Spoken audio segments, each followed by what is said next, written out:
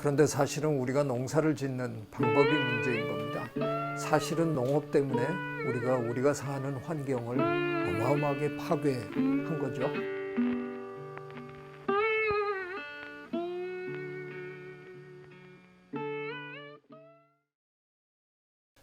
자연은 순수를 혐오한다?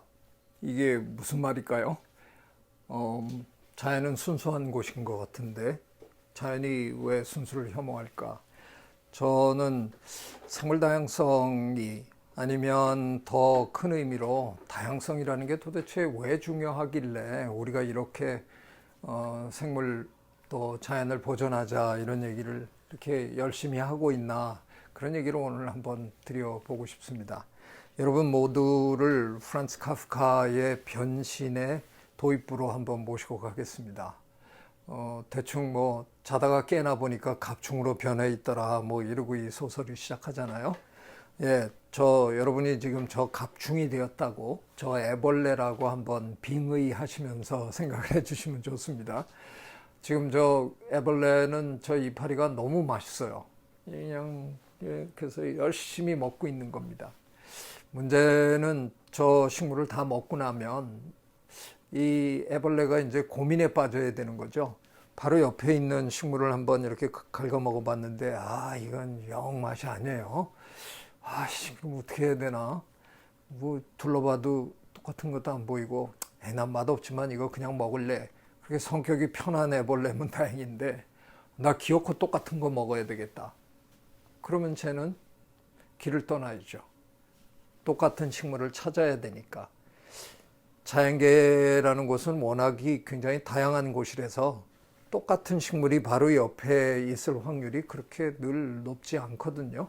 그래서 만약에 예를 들어서 한 4m쯤 떨어져야 또 한 그루가 있다라고 치면 우리한테야 4m 뭐 몇 발짝만 이렇게 가면 되는 곳이지만 저 작은 곤충에게는 구만리 같은 길입니다.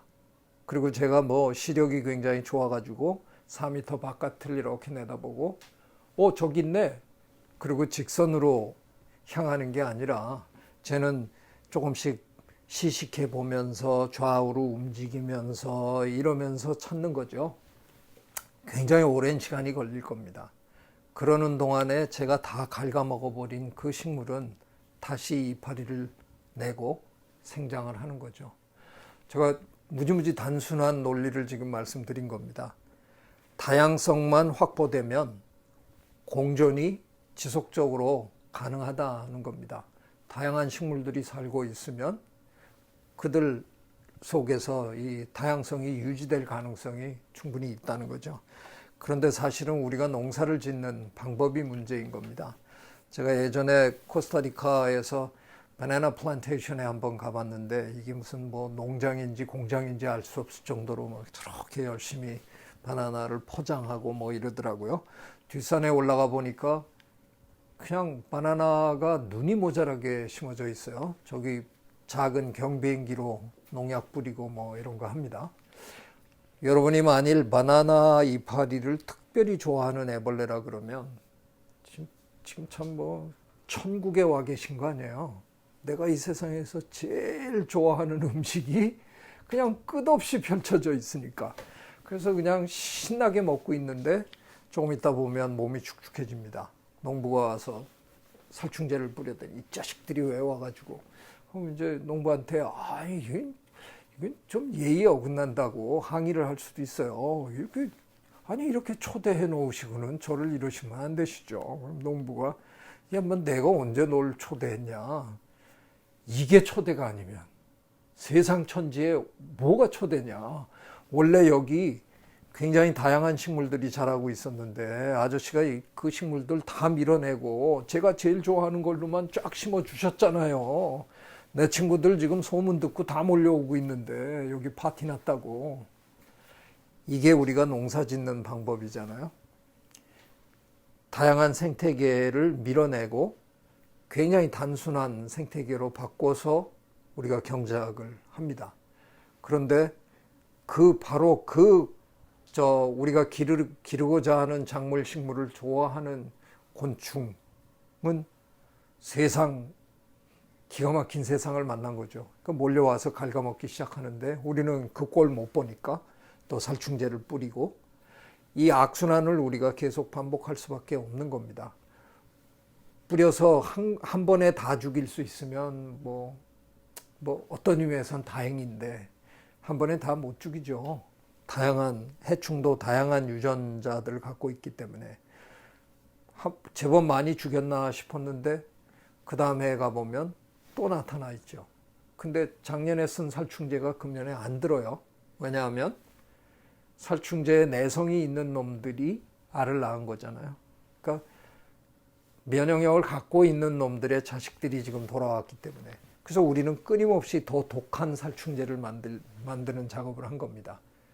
뭐 수은도 막 집어넣고 뭐 이런 일들을 계속 반복하는 거죠. 그러다 보면 어느 순간에 주변 하천의 물고기들이 배를 뒤집고 또 외가리가 넘어지고 뭐 이런 일들이 벌어지는 거죠. 동네 사람들이 이상한 질병을 앓기 시작하고.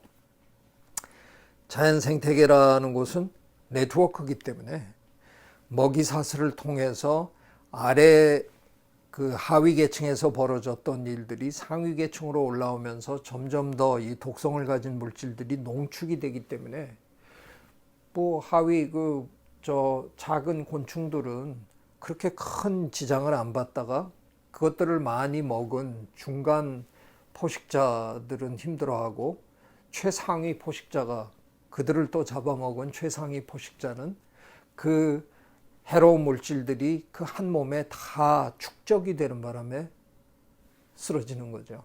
이게 결국은 우리가 저지른 일이에요. 우리는 이런 식으로 지금 농사를 짓고 있습니다. 농업혁명 때문에 우리가 만물의 영장이 됐다고는 하지만 사실은 농업 때문에 우리가 사는 환경을 어마어마하게 파괴한 거죠. 저는 감히 그래서 뭐 농사를 그만두자 이런 얘기는 못 하겠는데 UCLA의 제리 다이먼드 교수님은 총균수의 책에서 그냥 아예 한마디로 해버리시더라고요. 농업은 우리 인류 역사에서 최악의 실수였다. 이런 실수는 저지르지 말았어야 된다 하는 겁니다. 굉장히 많은 사람들을 먹일 수는 있게 됐지만 그로 인해서 우리는 끝없는 이 환경 파괴의 악순환의 고리에 말려들어 버렸다는 얘기죠. 저는 오래전에 벌써 13년 전이네요. 철새들을 위한 변호라는 글을 신문에 제가 적었습니다. 왜냐하면 우리나라의 조류독감이 참 툭하면 일어나는데 그 조류독감이 일어나면 우리 정부는 끊임없이 철새를 지목합니다. 저놈들이 옮겨주었다. 사실은 가능성은 있는 거죠. 철새들은 언제나 조류독감으로 죽죠. 그런데 철새들은 몰살을 당하지는 않습니다. 왜냐하면 굉장히 유전적으로 다양한 아이들이 모여서 살기 때문에 그들 중에 면역력이 약한 몇 마리가 그냥 해마다 죽는 거죠. 우리도 집에서 독감이 돌아도 아빠는 콜록콜록하고 회사 못 나간다고 뭐 들어놓아도 엄마는 씩씩하게 옆에서 아빠 돌보잖아요. 엄마와 아빠가 유전적으로 다른 사람이기 때문에 같은 사람이면 안 되죠. 그건 근친상간이고요. 다른 사람이기 때문에 누구는 걸리고 누구는 안 걸리는 거거든요. 철새들은 그냥 그렇게 하고 태초부터 지금까지 살았어요. 그런데 그 철새들이 우리에게 직접 바이러스를 옮겨줬을 가능성은 거의 없지만 하여간 누군가가 철새 지역에 갔다가 옮겨오거나 뭐 자동차가 옮겨주거나 해서 우리 닭장, 오리장 안으로 독감 바이러스가, 이 조류독감 바이러스가 들어오는 순간, 한두 마리가 비실거리는 순간, 그 농부가 복지부에 신고를 하는 순간 우리는 달려가서 저 닭장 속에, 저 오리장 속에 있는 모든 새들을 다 급하니까 그냥 막 산채로 끌어묻는 겁니다. 왜 그래야 됩니까? 우리는 거의 복제 닭, 복제 오리 수준의 가축을 기르고 있거든요. 알을 잘 낳는 걸 인위 선택을 수천 세대 하다 보니까 똑같은 닭을 기르는 겁니다. 그래서 한 마리만 걸리면 한 3, 4일 후면 그 안에 있는 수천 마리가 다 병에 걸린다는 걸 알기 때문에 감당할 수 없기 때문에 우리가 저런 식으로 그냥 살처분을 해버리는 거지요.